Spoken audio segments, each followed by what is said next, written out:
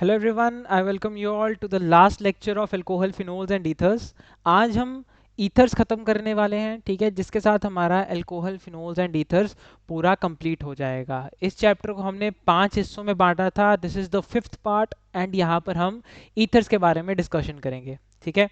चलिए भाई, तो ईथर्स के बारे में स्टार्ट करते हैं। सबसे पहले तो ईथर्स का जनरल फॉर्मूला जो होता है दैट इज़ ROR, ठीक है। ROR से हम ईथर को रिप्रेजेंट करते हैं, जिसमें ऑक्सीजन के पास दो लोन पेयर्स होते हैं, ठीक है। ऑक्सीजन के पास क्या रहते हैं? दो लोन पेयर्स रहते हैं। इन लोन पेयर का इंपॉर्टेंस जो है वो आपको आगे समझ आएगा, ठीक है, जब मैं लेक्चर की एंडिंग पे होऊंगा, ठीक है। अभी के लिए सिर्फ इतना समझो कि इसके पास क्या है, ऑक्सीजन के पास दो लोन पेयर्स हैं, ठीक है। अच्छा, दो एल्काइल ग्रुप होने की वजह से क्या होता है? दो एल्काइल ग्रुप होने की वजह से यहाँ पर आपके आर और आर दोनों एल्काइल ग्रुप के बीच में रिपल्शन ज़्यादा हो जाती है, ठीक है, या फिर कह लो कि स्टेरिक हिंड्रेंस बढ़ जाती है। तो स्टेरिक हिंड्रेंस बढ़ने की वजह से क्या है, ये जो बॉन्ड एंगल है ये बढ़ जाता है और कितना हो जाता है? 111.7 हो जाता है। आपको फिनोल्स में याद है, फिनोल्स के जो आपका एल्कोहल्स हुआ करते थे उसके अंदर 108 के आसपास एंगल होता था। फिनोल्स के अंदर एंगल 109 के आसपास होता था। और यहाँ पर क्या हो गया? ईथर्स में बॉन्ड एंगल 111.7 डिग्री हो गया, ठीक है। यानी कि क्या मतलब हुआ? एल्काइल ग्रुप्स के आने की वजह से बल्कीनेस बढ़ी, बल्कीनेस की वजह से स्टेरिक हिंड्रेंस बढ़ा, और स्टेरिक हिंड्रेंस की वजह से बॉन्ड एंगल भी बढ़ गया, ठीक। चलिए भाई, उसके बाद ये जो लोन पेयर्स हैं इनकी वजह से क्या होता है, क्योंकि देखो हम केमिकल बॉन्डिंग में ये चीज़ पढ़ा करते थे क्लास 11th में कि लोन पेयर बॉन्ड पेयर के बीच में भी तो रिपल्शन होती है ना। यानी कि इस वाले लोन पेयर में और इस वाले एल्काइल ग्रुप वाले यानी बॉन्ड पेयर में रिपल्शंस होंगी, ये भी दूरी बनाएंगे, कुछ एंगल बनाएंगे, ठीक है। इनकी वजह से क्या होता है? एल्काइल ग्रुप का सिस्टम कुछ इस तरीके से रहता है। टेक्निकली अगर यहाँ पर लोन पेयर ना होते तो एक लीनियर स्ट्रक्चर होता, आर ओ आर, पर क्या है, due to the presence of lone pair जो स्ट्रक्चर ऐसे था, रिपल्शंस की वजह से ऐसे हो गया। इतनी बात क्लियर? अब समझना एक बात को, ऑक्सीजन ज्यादा इलेक्ट्रोनेगेटिव, एल्काइल ग्रुप कम इलेक्ट्रोनेगेटिव, कार्बन है ना कम इलेक्ट्रोनेगेटिव है ऑक्सीजन से, तो एक डायपोल उधर से बना, ठीक है। मान लीजिए ये वाला पोर्शन सारा, ठीक है, ये वाला, ये एल्काइल ग्रुप और ये वाला ऑक्सीजन, इनके बीच में एक डायपोल बनेगा, ठीक है। एक डायपोल यहाँ बना और एक डायपोल इस ऑक्सीजन और इस वाले एल्काइल ग्रुप के बीच में बना, ठीक। क्या ये दोनों एक दूसरे के एग्जैक्टली ऑपोजिट डायरेक्शन में है? 180 डिग्री में है एक दूसरे के? नहीं, ठीक है, 180 डिग्री में नहीं है। अगर ये 180 डिग्री में होते तो सर क्या होता?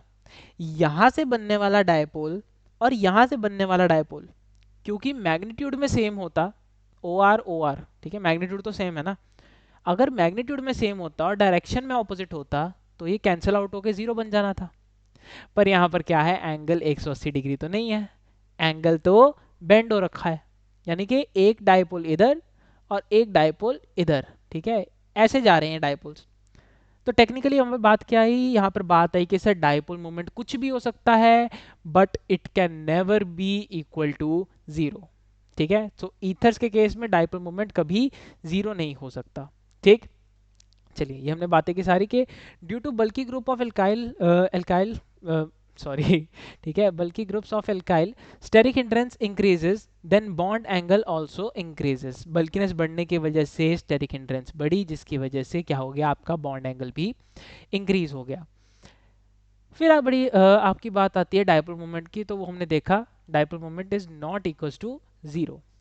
प्रेपरेशन पढ़ते हैं तो इसके दो बहुत इंपॉर्टेंट चीज़ें हैं, ठीक है, दो ही रिएक्शन है इसकी प्रेपरेशन में, एक विलियमसन सिंथेसिस और एक आपका सिल्वर ऑक्साइड का यूज़ करके, ठीक है। तो विलियमसन सिंथेसिस देखो, ये रिएक्शन हम ऑलरेडी कहाँ पढ़ चुके हैं, हेलो एल्केन हेलो एरीन में पढ़ चुके हैं।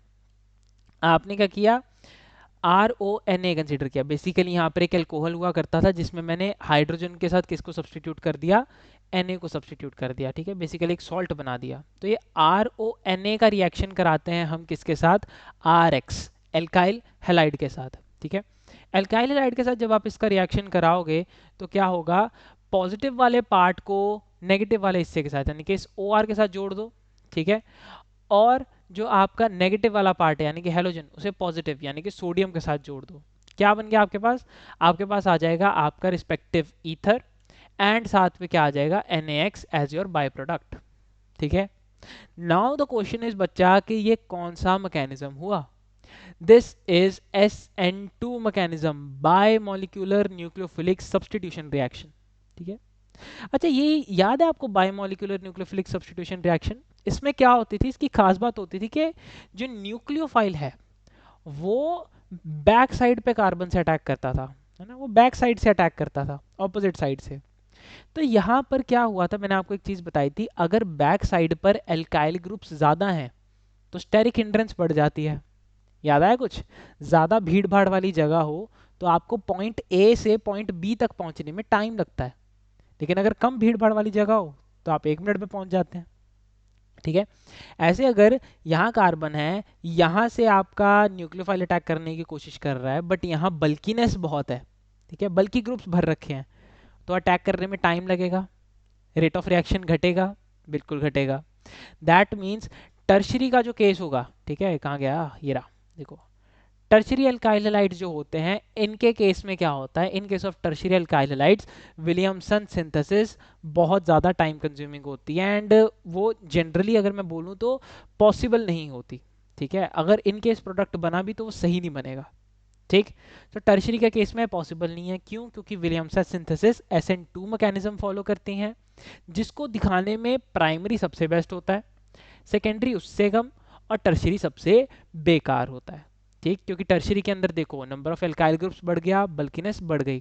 प्राइमरी के अंदर बेचारा एक ही एल्काइल ग्रुप होता है, तो बल्कीनेस तो होती ही नहीं है ढंग से। ठीक है, बल्कीनेस नहीं होगी तो स्टेरिक हिंड्रेंस नहीं होगी, स्टेरिक हिंड्रेंस नहीं होगी तो न्यूक्लियोफाइल को अटैक करने में कोई प्रॉब्लम भी नहीं, और अगर अटैक करने में प्रॉब्लम नहीं तो जल्दी काम खत्म हो जाएगा। ठीक है, यानी कि रेट ऑफ रिएक्शन ज़्यादा होगा। ठीक है, चलो भाई ये बात कर ली हमने कि Williamson synthesis is not seen in case of tertiary alkyl halides. अब हम आते हैं आपके सिल्वर ऑक्साइड का यूज करके। ठीक है, देखो सिल्वर ऑक्साइड का जब हम यूज करेंगे ना तो सिल्वर ऑक्साइड का यूज आपके सिमेट्रिकल ईथर्स बनाने के लिए होता है। ठीक है, पहले तो आप मेरी इस एक स्टेटमेंट को समझना, ईथर्स दो तरीके के होते हैं। ठीक है, एक होते हैं आपके सिमेट्रिकल ईथर और एक होते हैं आपके अनसिमेट्रिकल ईथर, जो हमने पहले केस पढ़ा। पहले तो इनका मतलब समझ लो। चलो, सिमेट्रिकल ईथर क्या होता है? सिमेट्रिकल ईथर होता है जब ऑक्सीजन की ROR इसका जनरल फॉर्मूला था, है ना, जब ऑक्सीजन की दोनों साइड्स पर same number of carbon atoms हो, that is your symmetrical ether. ठीक, अनसिमेट्रिकल ईथर क्या होगा सर? जब ऑक्सीजन के दोनों साइड पर कार्बन एटम का नंबर कम ज्यादा हो, मान लो इधर 3 है तो इधर 4 है, या फिर इधर 2 है इधर 3 है। ठीक है, सो जब दोनों साइड पे नंबर बराबर ना हो कार्बन का ऑक्सीजन के, तब क्या होता है, वो एक अनसिमेट्रिकल ईथर होता है। ठीक, नाउ इन दिस केस हम सिमेट्रिकल ईथर बनाते हैं। ठीक है, सिल्वर ऑक्साइड का यूज करके हमेशा याद रखना भाई सिमेट्रिकल ईथर्स बनेंगे। जो विलियमसन सिंथेसिस है उससे सिमेट्रिकल भी बना सकते हो और अनसिमेट्रिकल भी बना सकते हो। ठीक है, उसमें ऐसे कोई रिस्ट्रिक्शन नहीं है। तो देखो क्या करना होगा, आपको सिल्वर ऑक्साइड लेना है with 2 units of alkyl halide. देखो यहाँ क्या है, 2 यूनिट किसके? एल्काइल हैलाइड के। ठीक, एक बार ऑडियो चेक कर लेते हैं, मोनो पे है ना, हाँ ठीक है। चलो, तो 2 यूनिट ऑफ एल्काइल हैलाइड लिया आपने। ठीक है, 2 यूनिट्स ऑफ एल्काइल हैलाइड को आपने किसके साथ रिएक्ट कराया? सिल्वर ऑक्साइड के साथ। अब ये जो देखो सिल्वर ऑक्साइड है, इसके अंदर आपको Ag कितने दिख रहे हैं? 2 दिख रहे हैं, बहुत बढ़िया। आपको इस वाले पोर्शन के अंदर, ठीक है, जो हमने 2 यूनिट ऑफ एल्काइल हैलाइड ली, इसमें हेलोजेंस कितने दिख रहे हैं? 2 दिख रहे हैं। ठीक है, को हमने 2 यूनिट लिया है ना, तो हेलोजन भी कितने हो गए? 2 एल्काइल ग्रुप और 2 हेलोजन। ठीक, 2 हेलोजन है यहाँ पे। तो इस 2Ag को, ठीक है, इस 2Ag को 2x के साथ जोड़ेंगे। ठीक है, साथ जोड़ देंगे, क्या बन जाएगा? सॉल्ट निकल जाएगा आपका, दैट इज योर AgX। ठीक है, यहाँ पर टेक्निकली 2AgX आना चाहिए। ठीक है, तो यहाँ पर ठीक कर लेना, यहाँ पर 2AgX है। ठीक, क्योंकि हेलोजन 2 थे, सिल्वर भी 2 थे। ठीक है, तो ये 2AgX होगा, और साथ में आपके 2 एल्काइल ग्रुप्स जुड़ गए किसके साथ? इस ऑक्सीजन के साथ। ठीक है, एक ऑक्सीजन के इधर और एक ऑक्सीजन के इधर। ठीक, तो ये क्या बन गया? आपका ईथर बन गया। ओके, क्लियर इतनी बात? Sir now the point is कि ऐसा क्या खास था कि एल्काइल ग्रुप ऑक्सीजन के साथ ही जुड़ा? ठीक है, ये तो रटने वाली बात होगी। नहीं, रटने वाली बात नहीं है। ध्यान से समझना, ऑक्सीजन के पास क्या आते हैं, ऑक्सीजन के पास क्योंकि उसने एजी को छोड़ा है, ऑक्सीजन ने, ठीक है, ऑक्सीजन ने क्या है, एजी को छोड़ा है, तो ऑक्सीजन के पास किसी दूसरे को जोड़ने के लिए अपनी वैकेंसी है ना। मान लो ऑक्सीजन है, मैं ऑक्सीजन हूँ, मेरे पास एक एजी इधर पड़ा है, एक एजी इधर पड़ा है, मैंने इन दोनों को छोड़ दिया, किसी को अपने साथ जोड़ने की वैकेंसी आ गई ना मेरे पास, तो वो दो कौन जुड़ गए साथ में, मेरे एल्काइल ग्रुप्स जुड़ गए, ठीक है। तो क्या जुड़ गया आपके पास, एल्काइल ग्रुप साथ में जुड़ गए, so this becomes your ether, ठीक है, ROR। ये होता है आपका सिल्वर ऑक्साइड का केस, ठीक है, सिल्वर ऑक्साइड के साथ रिएक्शन कराने पे। अब इस रिएक्शन के लिए हम ड्राई कंडीशन यूज करते हैं, क्योंकि जब हम मॉइस्चर यूज कर लेते हैं तो ये ईथर नहीं एल्कोहल का फॉर्मेशन करता है, ठीक है, तब ये ईथर नहीं बनाएगा, तब ये एल्कोहल बनाएगा, इसीलिए यहाँ पर ड्राई कंडीशंस का होना जरूरी है। तीसरी चीज हम ऑलरेडी पढ़ चुके हैं, ठीक है, अल्कोहल्स में हमने पढ़ी थी ये चीज इसी चैप्टर में, ठीक है, जो अल्कोहल वाला सेगमेंट था हमारा, आई गेस सेकंड लेक्चर में हमने पढ़ी है, ठीक है, सेकंड या थर्ड लेक्चर में, हाँ थर्ड में पढ़ी है हमने ये, ठीक। तो ये क्या हो गया आपका डिहाइड्रेशन ऑफ अल्कोहल। देखो भाई मैंने आपको तीन टेम्परेचर की वैल्यू बताई थी, 100, 140 और 170, ठीक है, 100, 140, 170। इन तीनों पे जब आप डिहाइड्रेशन करते हो यूजिंग कंसंट्रेटेड H2SO4, ठीक है, किसका डिहाइड्रेशन, एल्कोहल का, तो आपको अलग अलग प्रोडक्ट्स मिलते हैं, ठीक। 100 डिग्री पे क्या होता था, मान लीजिए आपने ले लिया C2H5OH, ठीक है, इथेनॉल ले लिया, तो क्या हो जाता था आपका C2H5 के साथ HSO4 जुड़ जाता था जब आपका 100 डिग्री सेल्सियस टेम्परेचर होता था। 140 पे रिस्पेक्टिव ईथर बनता था, ठीक है, जो हम बनाना चाहते हैं इस केस में, ठीक है, ईथर बनता था, तो ये चीज आपको पता होनी चाहिए। और 170 पे क्या हो जाता था, डिहाइड्रेशन होके एक कार्बन से OH गया, अगले कार्बन से हाइड्रोजन गया, मिलके क्या बन गया वो आपका H2O बाहर, और साथ में एल्कीन बन जाता था, ठीक है। तो 140 पे ईथर और 170 पर आपका एल्कीन, ठीक है। चलिए भाई केमिकल प्रॉपर्टीज की बात करते हैं, तो केमिकल प्रॉपर्टीज का एक बहुत ही छोटा टॉपिक है, ठीक है, ईथर्स में से जनरली क्वेश्चन आता भी नहीं है, ठीक है। अगर आपको ज़्यादा मार्क्स सिक्योर करने हैं तो मैं आपको बोलूँगा कम टाइम के अंदर अगर आपको प्रिपेयर करना है ये अल्कोहल फिनोल्स, तो सिर्फ अल्कोहल फिनोल वाला पोर्शन कर लो, ईथर को स्किप कर सकते हो, ठीक है। अगर अगर बहुत सीरियस वाली सिचुएशन पे खड़े हो, मतलब पेपर को एक दिन रह गया है, ठीक है, उस टाइम पे, अदरवाइज तीनों करके जाने हैं, ठीक है।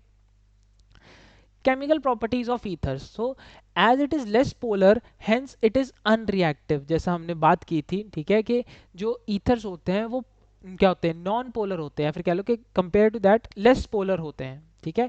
तो उनके लेस पोलर होने की वजह से या फिर नॉन पोलर होने की वजह से वो अनरिएक्टिव होते हैं, ठीक है, वो सिर्फ एक कंडीशन पर रिएक्ट करेंगे, ज़्यादा रिएक्टिव तब बनेंगे जब हम टेम्परेचर को बढ़ा देंगे, ठीक है, जब हम टेम्परेचर को बढ़ा देंगे।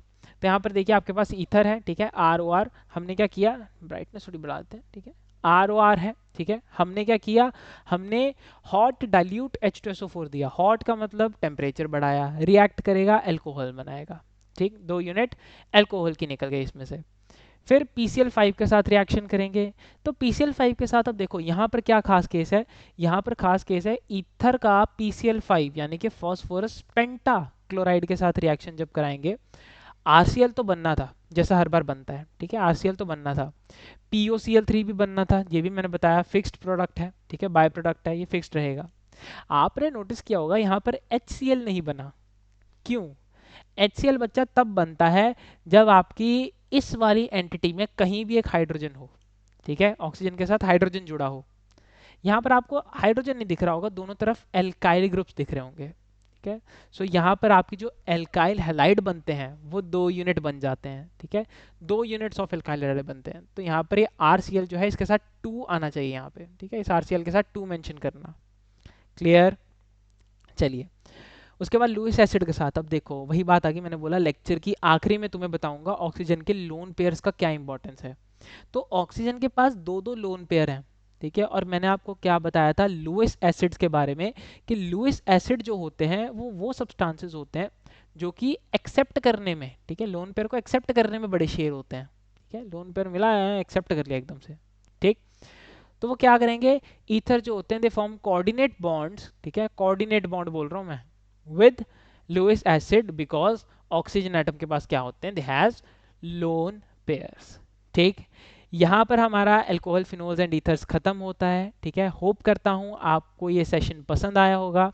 अगर आपको सेशन पसंद आया, सेशन को लाइक कर दीजिए, कमेंट सेक्शन में अपने डाउट्स ज़रूर पूछिएगा। अगर आप हमारा online and offline batch join करना चाहते हैं, ठीक है, तो आपको यहाँ पर स्क्रीन के ऊपर एक नंबर दिख रहा होगा, ठीक है, ये वाला रिपीट कर देता हूँ आपके लिए, 7009294662। ठीक, इस नंबर पर आप कॉल कीजिए, ठीक है, इंक्वायरी के लिए। सब्सक्राइब कर लेना ताकि नेक्स्ट लेक्चर्स की नोटिफिकेशन मिल जाए, ठीक है, और बेल आइकन को ऑल पे सेट कर लेना। चलिए, जल्दी मुलाकात होगी।